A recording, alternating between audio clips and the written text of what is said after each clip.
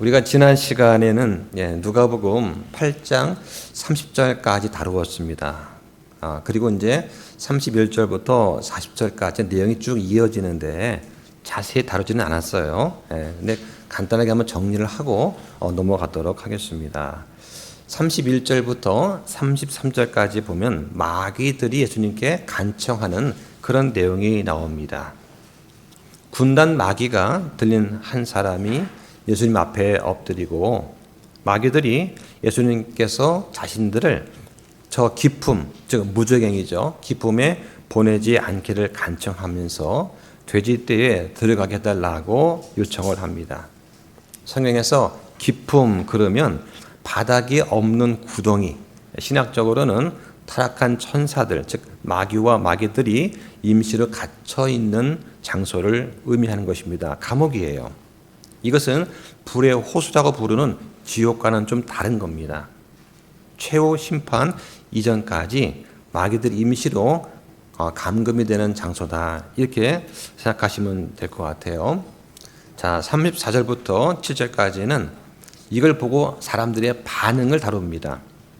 돼지를 치던 자들과 마을 사람들이 달려와서 마귀 들렸던 자가 옷을 입고 정신이 온전한 채 예수님의 발 앞에 앉아있는 모습을 보고 깜짝 놀라는 것입니다. 자, 그런데 그들의 반응이 뭐냐? 두려움에 사로잡혀서 예수님께 저희를 떠나달라고 간청을 하는 거예요. 이런 기적을 베풀었는데 마귀를 내쫓았는데 사람들은 오히려 예수님 보고 이 말을 좀 떠나주십시오 하고 간청합니다. 자, 이걸 통해서 우리가 알 수 있는 게 뭐냐? 구원받지 못한 사람들은 뭐냐? 혼이 회복되는 것보다 자기들의 재산이 손해를 보는 걸 더 크게 여긴다. 그래서 자기들의 재산이 이 돼지 2,000마리가 그냥 물속으로 빠진 걸 보면서 아이고 저 어째 저 아까워라 했던 것이죠. 그 한 사람의 혼이 구원받는 것보다도 자기들의 재산이 없어지는 것을 더 안타까워했다. 그러니까 그때는 예수님의 능력이 그들한테 축복이 아니라 불편함과 위험 또는 두려움으로 다가왔던 것입니다. 38절부터 40절까지 보면은 치유받은 자한테 예수님께서 어떤 사명을 주세요. 자, 이 마귀 들렸다가 치유받은 이 사람이 예수님과 함께 있기를 원했습니다. 근데 예수님은 그에게 뭐라고 하셨냐? 네 집으로 돌아가서 하나님께서 너에게 얼마나 큰 일들을 행하셨는지 보이라고 하시는 거죠. 자, 오늘날도 얼마나 많은 사람들이 예수 그리스도께서 가까이 계신데도 불구하고 다른 여러 가지 이유로 특히 이 본문에 따르면 물질적, 경제적인 이유 때문에 예수님을 받아들이지 못하고 있는가 하는 것을 우리가 보게 되는 것입니다. 그러면 왜 그들이 두려움에 사로잡혔는가 하는 것도 우리가 예측할 수가 있는 것이죠. 반면에 예수님께서 돌아오시니 함께하고 싶어하는 무리들이 반가이 맞이하는 것을 또 볼 수 있습니다. 그런데 그 가운데서도 더욱더 예수님을 간절히 필요로 하는 그런 사람들이 있었어요. 정말 간절하게 예수님을 필요로 했는데 한 사람은 누구냐? 야이로라는 사람이고 또 한 사람은 혈루증을 앓고 있는 여자였습니다.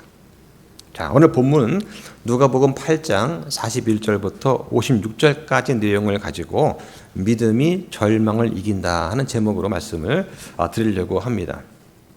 자, 우리 인생에는 때로는 어떤 의학적인 것도 어떤 사람도 어떤 돈도 아무 소용이 없는 그런 절망의 순간이 다가올 때가 있습니다. 아무리 의학이 발달했다 하더라도 고칠 수 없는 병 때문에 모든 걸 다 가졌지만 정말 내 옆에 친한 사람 한 사람이 없을 때도 있고 다 있지만 그런데 돈이 아무리 있어도 소용이 없는 그런 절체절명의 시간이 찾아올 때가 있습니다. 오늘 본문에는 그 두 인물이 나와요. 한 사람은 존경받는 회당의 치리자입니다. 이름이 야이로예요.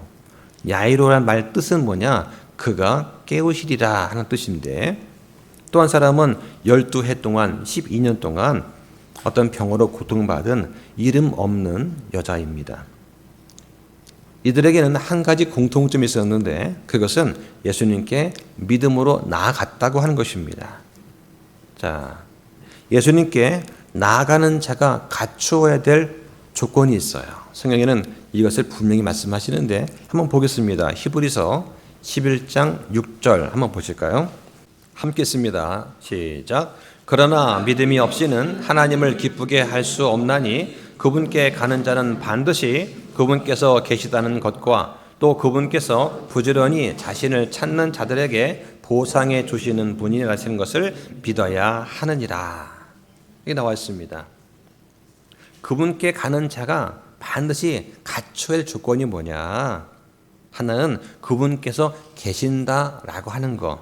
또 한 가지는 부지런히 그분을 찾는 자들한테 보상해 주는 분이다 하는 것을 꼭 알고 가야 된다고 하는 거예요. 그러면 어떤 보상이냐? 부지런히 하나님을 찾으면 하나님을 더 깊이 잘 아는 복을 주십니다. 믿음에 따른 삶에 대해서 하나님이 그때그때 응답해 주시는 복을 주십니다. 그리고 장차 받을 하늘의 보상을 주셔요. 자, 이 시간에 우리가 하나님께 믿음으로 나아간다는 게 뭔가 잘 이해하고 깨닫기를 바랍니다. 자, 본문 보니까 41절과 2절에 보면 보라, 야이로라는 사람이 왔는데 그는 회당 치리자더라. 그가 예수님의 발 앞에 엎드리고 그분께 간청하여 그분께서 자기 집에 들어오실 것을 구하니 이는 그에게 12살쯤 된 외동딸이 있는데 누운 채 죽어가기 때문이더라. 그러나 그분께서 가실 때에 사람들이 그분께 몰려들더라 라고 되어 있습니다. 야이로는 당시 회당의 치리자입니다.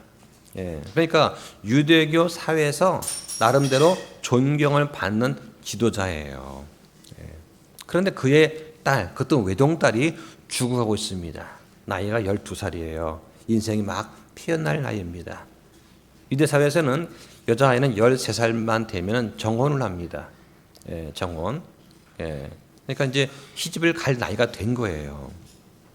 자, 그런 눈에 넣어도 아프지 않을 이 딸 아이가 죽어가고 있으니까 이 아버지 야이로가 자기의 체면과 사회적인 지위와 종교적인 자존심을 다 내려놓고 예수님 발 앞에 엎드립니다. 예수님께 나아가는데 그래도 회당의 치리자고 율법을 잘 안다고 하는 사람 아닙니까? 그런데 저기 저 나사렛 출신의 이름 모를 어떤 청년이 오고 있는데 사람들이 그분께 가니까 그분이 메시아더라 그런 말 들었겠죠. 그랬더니 이 나이든 야이로는 체면과 자기 지위와 자존심 다 내려놓고 주님 발 앞에 엎드린다. 사람과 우상 앞에는 엎드려 경배하지 말아야 되지만 예수님께서는 자신한테 경배할 때에 사람들한테 그렇게 하지 말라고 막지 않으셨습니다. 왜냐하면 예수님께서는 참 사람이실 뿐만 아니라 경배를 받을 자격이 있으신 하나님이시라고 하는 사실을 항상 인식하고 계신 거예요. 예수님은 본인이 참 사람이고 참 하나님이신 것을 잘 아시기 때문에 사람들의 경배를 막지 않으셨습니다. 진정한 믿음은 위기가 왔을 때 예수님을 전적으로 의지하는 것입니다. 우리는 문제를 만나면 누구를 먼저 찾습니까? 사람입니까? 어떤 컨설팅인가요? 돈입니까? 기술입니까? 뭘 찾나요? 믿음은 위기의 때에 예수님께 엎드리는 것입니다. 그리고 하나님의 긍휼히 여기심과 도우심을 구하는 것, 이게 가장 중요하고 첫 번째 행위여야 됩니다. 자, 그다음 보겠습니다. 43절부터 8절까지 보면은, 자, 여기 보면은 하나님의 시간표하고 이 야이로가 생각하는 시간표가 달라요. 어떻게 보면은 야이로는 지금 발등에 불이 떨어졌는데 불구하고 하나님께서는 느긋하신 것처럼 보이는 거예요. 12해 동안 혈루증이 있어 의사들한테 자기의 모든 생활비를 소비하였으나 아무에게도 고침을 받을 수 없었던 여자가 그분의 뒤로 와서 그분의 옷자락에 손을 대니 즉시 그녀에게서 피 나오는 것이 멎으니라. 예수님께서 이르시되 누가 내게 손을 대었느냐 하시니 모두가 부인할 때에 베드로와 또 그와 함께한 자들이 이르되 선생님이여 무리가 선생님께 몰려들어 선생님을 밀고 있는데 누가 내게 손을 대었느냐 하고 말씀하시나이까 하매 예수님께서 이르시되 누가 내게 손을 대었도다 내게서 효능이 나간 것을 내가 아노라 하시니 여자가 자기를 숨길 수 없음을 보고 떨며 와서 그분 앞에 엎드려 자기가 그분께 손을 댄 이유와 자기가 즉시 나은 것을 모든 사람들 앞에서 그분께 밝히 알림해 그분께서 그녀에게 이르시되 딸아 안심하라 내 믿음이 너를 온전하게 하였으니 평안히 가라 하시니라. 자, 지금 야이로의 사건 다음에 혈루증 앓는 여자를 고치는 사건이 지금 벌어집니다. 야이로의 사건 바로 뒤에 딸이 치유받는 사건이 벌어진 것이 아니라 다른 사람이 지금 치유받는 거예요. 이 혈루증 앓는 여자는 마태복음과 마가복음, 누가복음에 다 기록이 되어 있습니다. 요한복음에는 나와 있지 않아요. 자, 그런데 이 여인도 12년 동안 병을 앓았습니다. 자, 누가복음에는 의사한테 자기의 모든 생활비를 소비했으나 고침받지 못했다고 나왔지만 마가복음에 보면 많은 의사들한테 자기가 가진 모든 것을 소비했으나 증세가 오히려 더 악화되었다 이렇게 기술되어 있습니다. 당시 혈루증은 부정한 병, 불결한 병입니다. 그래서 사회적으로 종교적으로 격리가 되었던 병입니다. 레위기 17장 11절에 육체의 생명이 피에 있다 말씀하십니다. 그러니까 육체의 생명이 피에 있는데 그 피를 흘린다고 하는 건 뭐예요? 생명이 빠져나간다라고 하는 상징적인 의미를 갖는 거예요. 당연히 육체적으로도 상당히 치명적인 상태입니다. 또 레위기 15장에 보면 혈루증은 부정한 상태, 불결한 질병으로 여겨졌어요. 그래서 그 여자가 만진 물건이나 그녀가 앉은 자리에 누군가가 닿기만 해도 그 사람도 부정하게 된 겁니다. 부정하다는 그 말은 공동체에서 격리된다는 거예요. 깨끗해질 때까지 일정 시간 격리가 돼야 되는 그런 의미를 갖고 있는 것이죠. 그러니까 혈루증은 단순히 육체 질병이 아니라 영적 사회적으로 고립이 되어야 됐던 그런 질병이었습니다. 정말 인간으로서는 가장 비참한 처지에 놓여 있는 것입니다. 특히 여자들은 이렇게 모여서 공동체 생활을 하는 게 참 중요한데 대화할 수 없다는 건 정말 안타까운 것이죠. 자, 그런데 그런 그녀가 군중 속에서 몰래 예수님의 옷자락을 만집니다. 자, 이걸 가지고 마가복음은 뭐라고 하느냐? 이 여인이 내가 그분의 옷에만 손을 대도 온전하게 되리라 하는 그런 믿음을 가지고 나왔다고 되어 있어요. 자, 그런데 예수님께서 반응을 보이시는데 참 재미있습니다. 자, 눈여겨볼 것은 예수님의 말씀이에요. 누가 내게 손을 대었느냐? 내게서 효능이 나은 것을 내가 아노라. 당시 수많은 무리가 몰려들었습니다. 서로 밀치고 밀면서 예수님께 나왔어요.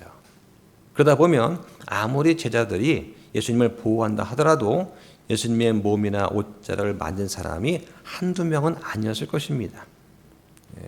가다 보면 예수님의 등을 어깨를 치기도 하고 예수님도 툭 밀려서 이제 나오기도 했을 거예요. 자, 그런데 예수님께서 갑자기 누가 내게 손을 대었느냐 하시는 거예요. 자, 제자들은 아마 예수님에 대한 엉뚱한 질문을 하실까 그랬을 것입니다. 무의식 중에 실수로 예수님을 밀거나 맞은 것이 아니라 분명히 누가 어떤 목적을 가지고 예수님께 다가왔다는 것을 예수님은 아신 거예요. 이 목적이 뭐냐? 예수님은 그걸 분명히 아셨기 때문에 질문을 던지신 겁니다. 자, 지금 어떻습니까? 오늘날도 어떤 사람은 그저 주일이 되었으니까 이리저리 떠밀려서 권유로 자의반 타의반 교회에 오는 삶도 분명히 있을 것입니다. 근데 그 가운데는 분명히 목적을 가지고 예수님과의 인격적 만남을 위해서 간절함으로 예배를 통해 설교를 통해 또 기도를 통해 어떤 문제에 해답을 얻고자 교회에 오는 분들도 분명히 있을 것입니다. 자, 그런데 분명한 목적을 가지고 온 이 여자에 대해서 예수님께서 말씀하시는 거예요. 누가 내게 손을 대었느냐? 누가 나한테 기도했느냐? 분명히 알고 계신다는 겁니다. 여기서 보니까 효능이 나갔다. 효능이란 말을 영어 성경에 보면 virtue라고 되어 있어요. virtue. 영어 사전에 보면 덕, 미덕 이런 뜻입니다. 자, 그런데 이 virtue라는 단어가 성경에서 사용된 용례를 보면 좀 달라요. 잠언의 31장 10절에 보면 누가 현숙한 여인을 발견할 수 있느냐 라고 말을 합니다. 현숙한 여인, 다른 말로 덕스러운 여인, 영어로는 virtuous woman이에요. 자, 많은 크리스찬 형제들이 자기의 짝을 고를 때 어떤 여인을 원합니까? 그러면 저는 현숙한 여인을 원합니다. 이런 말들을 가끔 해요. 자, 그런데 현숙한 여인이라는 말 뜻이 뭐냐? 문자적인 뜻은요, 남자 못지 않은 능력을 가진 여자예요. 결혼해가지고 그냥 집에 꼭 박혀 있는 것이 아니라 맞벌이를 하면서 자기도 가정에 붙으면 되겠다라고 손발 걷어붙이고 함께 일할 수 있는 그런 사람을 말하는 겁니다. 이런 사람은 강하고 원기왕성하고 재능이 있습니다. 그래서 능히 한 사람 남자의 몫을 해낼 수 있는 여인을 현숙한 여인이라고 하는 거예요. 우리 가운데 현숙한 여인 딱 떠오른 분이 있죠? 있습니다.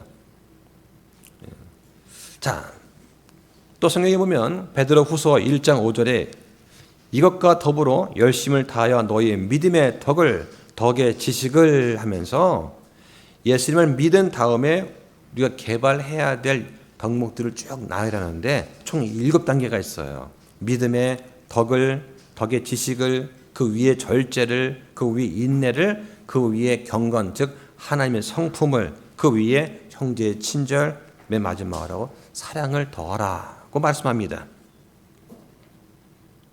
자, 중요한 것은 기초가 뭐예요? 믿음입니다. 믿음 위에 덕을 쌓는 겁니다.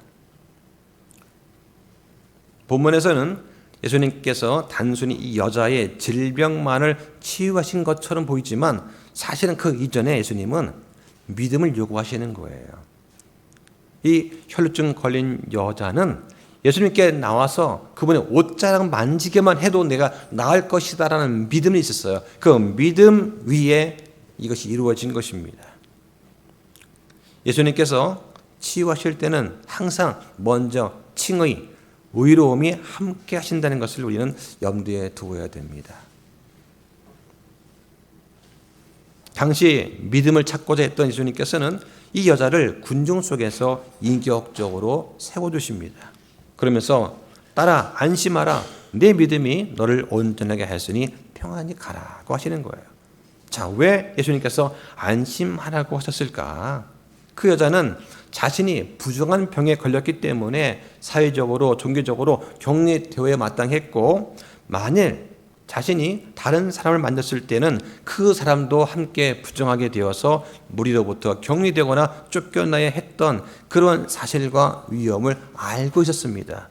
그러면서도 믿음으로 행했고 했던 그녀이기 때문에 혹시라도 자기가 만져서 예수님께서 부정하게 되어서 혹시 해를 입지는 않을까라는 두려움이 있었던 것이죠. 그래서 아마 마음으로는 무척 두려움이 컸을 것입니다. 그런 그녀에게 예수님께서는 안심하라고 하시는 거예요. 그리고 평안히 가라고 말씀을 하십니다. 자, 여기서 함께 우리가 봐야 될 부분이 있습니다. 중요한 단어가 내 믿음이에요. 내 믿음. 누가복음 7장에서 예수님의 발에 향유를 부었던 죄인인 한 여자도 내 믿음이 너를 구원하였으니 평안히 가라고 하셨고, 여기 8장에서 혈루증을 앓는 여자에게도 내 믿음이 너를 온전하게 하였으니 평안히 가라고 말씀하십니다. 자, 그럼 믿음이라는 단어는 성경에 어떻게 사용되느냐? 믿음, faith라는 단어가 구약에는 딱 2번 나와요. 놀랍지 않습니까? 믿음이라는 단어가 구약에는 2번 나옵니다. 하나는 신명기 32장 20절입니다. 그들이 심히 거역하는 세대요 믿음이 없는 자녀들이다 하고 부정적인 상황에서 사용이 됩니다. 구약에서 맨 처음 나오는 믿음이라는 단어는 믿음이 없는 no faith란 믿음이 없는 자녀다 할 때 처음 등장하고, 두 번째는 언제냐? 하박국 2장 4절에 자기 믿음이라고 하는 his faith라는 표현이 나옵니다. 의인은 자기 믿음으로 살리라 하는 거예요. 이렇게 구약에는 믿음이라는 단어가 2번 나오는데 신약에는 많이 나옵니다. 245번이 나와요. 자, 우리는 오직 믿음으로 의롭게 되고, 믿음으로 주님을 섬기고, 믿음으로 주님을 기다리고, 우리의 믿음 생활 자체가 믿음인 것입니다. 자, 그런데 하박국 2장 4절에서 의인은 자기 믿음으로 살리라 할 때 그 문장을 신약에서 3번 인용하는데 성령님께서는 좀 다르게 인용하십니다. 자, 첫 번째가 어디냐? 한번 찾아보겠습니다. 로마서 1장 17절 보시죠. 자, 함께 읽습니다. 시작. 복음에는 하나님의 의가 믿음에서 믿음까지 계시되어 있나니 이것은 기록된 바 의인은 믿음으로 살리라. 여기 보니까 의인은 믿음으로 살리라. 여기 자기 믿음 아닙니다. 믿음으로 산다고 합니다. 그럼 어떤 믿음이냐? 이 문제가 되지 않겠습니까? 자, 또 보겠습니다. 갈라디아서 3장 11절도 보시죠. 시작.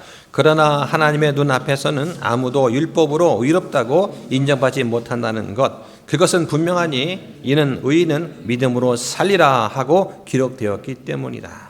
자, 하나 더 보겠습니다. 히브리서 10장 38절입니다. 자, 함께 씁니다. 시작. 이제 의인은 믿음으로 살리라. 그러나 만일 어떤 사람이 뒤로 물러가면 내 혼이 그를 기뻐하지 아니하리라. 자, 성령님께서 이 구약에 나오는 하박국 2장 4절 말씀을 신약에서 3번 인용하셨는데, 자, 좀 다르게 인용하셨습니다. 그 차이가 있어요. 먼저 로마서는 뭐냐? 로마서는 믿음으로 의롭다고 인정받는 칭의를 강조하는 서신입니다. 그러니까 로마에서 말하는 이 구절은 의인에 초점을 두고 말씀하시는 거예요. 또 갈라디아서는 믿음으로 살아가는 것을 강조합니다. 율법으로는 사람이 의롭다고 인정받지 못하고 오직 믿음으로 살게 된다. 즉 산다 하는 것을 강조하려고 또 인용을 하셨습니다. 자, 반면에 히브리서는 믿음의 강조를 둡니다. 믿음을 지키는 이 삶이 중요하다. 믿음의 강조를 두는 거예요. 자, 신약에서는 성도는 그리스도를 믿는 믿음이 아니라 그리스도의 믿음으로 삽니다. 자, 이게 중요한 겁니다. 자, 찾아보겠습니다. 갈라디아서 2장 20절. 자, 함께 씁니다. 시작. 내가 그리스도와 함께 십자가에 못 박혀 있으나 그럼에도 불구하고 사노라. 그러나 내가 아니요 그리스도께서 내 안에 사시느니라. 나는 지금 내가 육체 안에서 사는 삶을 나를 사랑하사 나를 위해 자신을 주신 하나님의 아들의 믿음으로 사노라. 그 되었습니다. 여기 보니까 십자가에 못 박혀 있다 말합니다. 실질적으로 2000년 전에 십자가에 못 박혔고 지금도 계속해서 못 박혀 있다라고 하는 그러한 현재 시제로 되어 있습니다. I am crucified라고 하는 거예요. 즉 내가 십자가에 못 박혔고 지금도 계속해서 못 박혀 있는 상태다라고 하는 걸 말합니다. 이렇게 시제가 현재 수동으로 되어 있으면 어떤 의미냐? 우리가 매일매일의 삶이 어떻게 되느냐? 십자가에 못 박힌 채 살아가고 있는 것이다 하는 사실을 우리한테 보여주는 그런 말씀인 것입니다. 그래서 그리스도께서 내 안에 사신다. 자, 실질적으로는 뭐냐? 내가 믿음으로 산다. 그럼 어떤 믿음이냐? 하나님의 아들께서 나에게 주시는 믿음으로 사는 거예요. 내 믿음이 아니라. 그래서 성령님께서 하박국 2장 4절과 신약에서는 인용을 다르게 하신 겁니다. 신약에서는 하나님의 아들의 주시는 그 믿음으로 사는 거예요. 자, 하나 더 보겠습니다. 에베소서 2장 8절 보시죠. 너희가 믿음을 통해 은혜로 구원을 받았나니 그것은 너희 자신에게서 난 것이 아니요 하나님의 선물이라. 자, 여러 번 제가 다뤘던 말씀인데 우리말 성경에는 구원이라는 단어가 명사로 지금 나와 있습니다. 국어적으로. 그렇죠? 그러니까 그것은 할 때 그것이 뭘 가리키느냐? 구원 아닙니까? 이렇게 보여요. 그런데 영어 성경은 그렇지 않아요. 영어 성경은 이 구원을 받았다는 동사 구로 되어 있어요. 그러니까 그것은 할 때 그것은 뭘 가리키느냐? 앞에 나오는 명사를 가리키는데 그 명사가 믿음이다. 그러니까 선물이고 믿음이라고 하는 거예요. 그러면서 그 바로 뒤에 구절에 뭐라 하십니까? 행위에서 난 것이 아니니 이것은 아무도 자랑하지 못하게 하람이라. 즉 성령님께서는 앞에 나와 있는 믿음과 뒤에 나는 행위를 비교하면서 설명하시는 거예요. 그러니까 상식적으로 이 선물은 믿음이다 하는 것을 알 수가 있습니다. 그러니까 우리가 예수님을 내가 믿겠습니다 하고 I believe가 나오면 예수님께서 우리한테 예수님이 자신의 믿음, faith를 주시는 거예요. 그럼 우리가 그 믿음을 가지고 믿음 생활을 해 나가게 됩니다. 자, 잘 드셔야 됩니다. 중요한 부분이 나와요. 자, 그러면 예수님께서 내 안에 계시고 믿음을 우리한테 계속해서 공급해 주셔서 우리로 하여금 믿음 생활을 어려움 없이 해 나갈 수 있도록 도와주시는데 그 방법이 뭐냐? 이 중요한 것입니다. 자, 보실까요? 로마서 10장 17절 보시죠. 자, 함께 씁니다. 시작. 그러므로 믿음은 들음에 의해 오며 들음은 하나님 말씀에 의해 온다. 그러니까 우리 믿음의 창시자요 완성자이신 예수 그리스도로부터 계속해서 우리는 매일매일 믿음을 공급받을 수가 있는 것입니다. 그러니까 저는 믿음이 약해요. 저는 믿음이 부족합니다. 저는 믿음이 없어요. 이런 말을 할 필요가 없다는 거예요. 왜 그렇습니까? 성경에 분명히 믿음을 받을 수 있는 방법을 성경에 써놨잖아요. 받으면 되는 거예요. 하나님 말씀을 내가 들으면 자동으로 하나님 믿음을 주시는 거다. 약속해 주셨지 않습니까? 그런데 우리 어떻습니까? 말씀은 제껴놓고 읽지 않으면서 계속해서 믿음을 달라고 기도만 한다. 이거는 잘못된 어리석은 행동인 거예요. 따라서 나한테 믿음이 부족한가? 그렇다면 말씀을 읽고 듣고 묵상을 하시면 되는 겁니다. 하나님 우리한테 구하는 만큼 주시는 거예요. 구하는 만큼. 그러니까 우리가 믿음으로 주님께 손을 내밀 때 주님 반드시 응답하십니다. 비록 자격이 없는 자들이지만 믿음으로 주님께 나아갈 수 있다고 하는 것을 우리는 기억을 해야 되는 거예요. 자, 49절 보겠습니다. 그분께서 아직 말씀하고 계실 때에 회당 치르자의 집에서 사람이 와서 그에게 이르시되 당신의 딸이 죽었나이다. 선생님을 괴롭게 하지 마소서 하였으나 예수님께서 그것을 들으시고 그에게 응답하여 이르시되 두려워하지 말고 믿기만 하라. 그러면 그녀가 온전하게 되리라고 하셨다. 자, 지금 상태 어떻습니까? 야이로가 마음이 지금 다급한 상태예요. 주님, 제 딸 아이를 고쳐주십시오 했는데 그 사이에 혈루증 걸린 여자를 고치고 그 여자와 대화도 하시고 또 설교도 하시는 거예요. 그러다가 이제나 저제나 언제쯤 오실려나 이런 간절한 마음으로 예수님을 바라봤는데 예수님께서 다른 행동을 하시는 거죠. 자, 그 와중에 들려온 소식이 뭡니까? 야이로, 당신의 딸이 죽었습니다.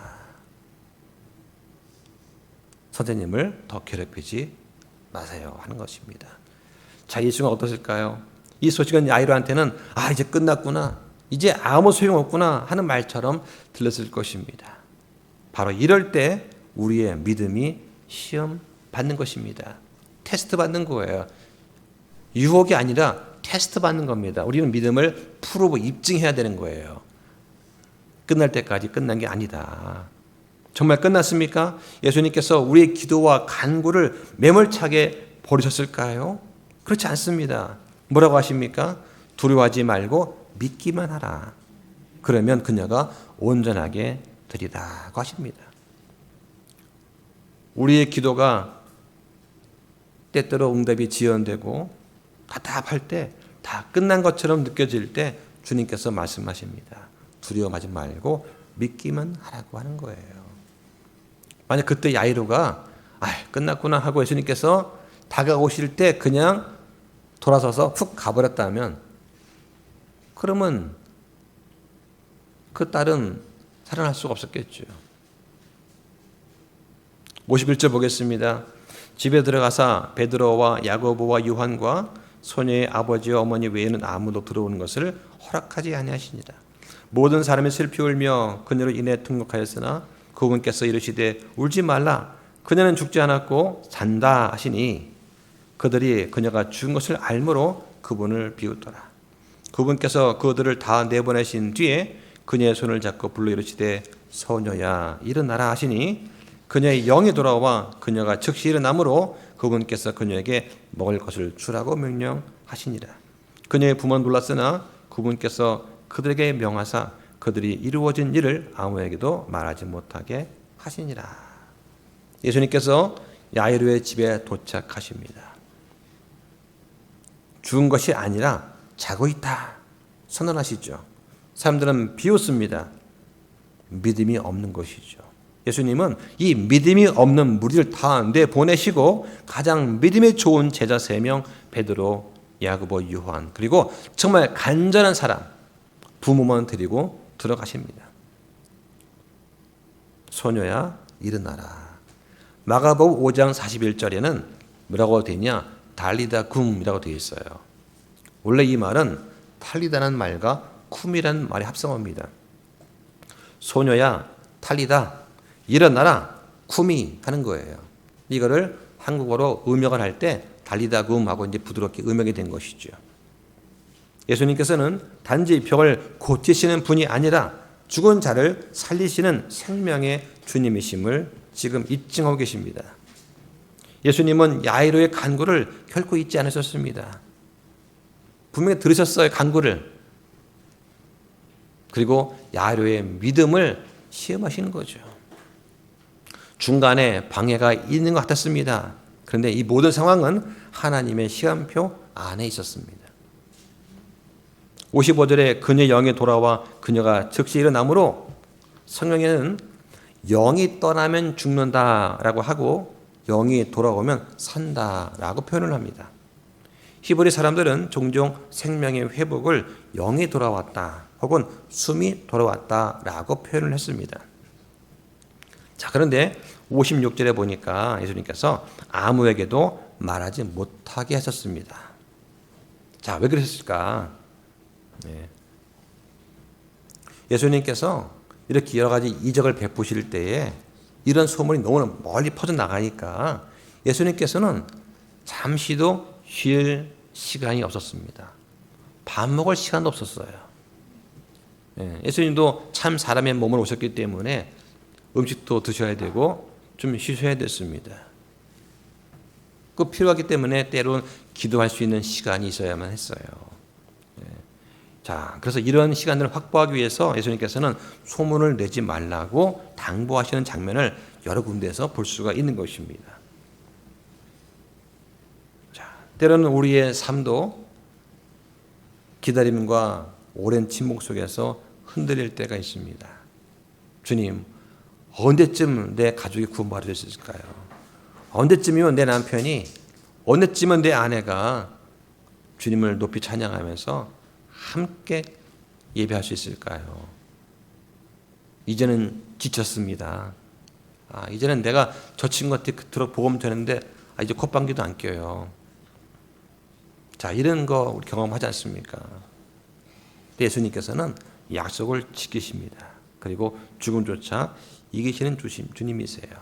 하나님의 시간표 속에서 모든 것이 돌아간다는 것을 우리가 믿고 끊임없이 간절하게 기다리고 기도하면서 주님의 옷자락을 우리가 만져야 되는 것이죠.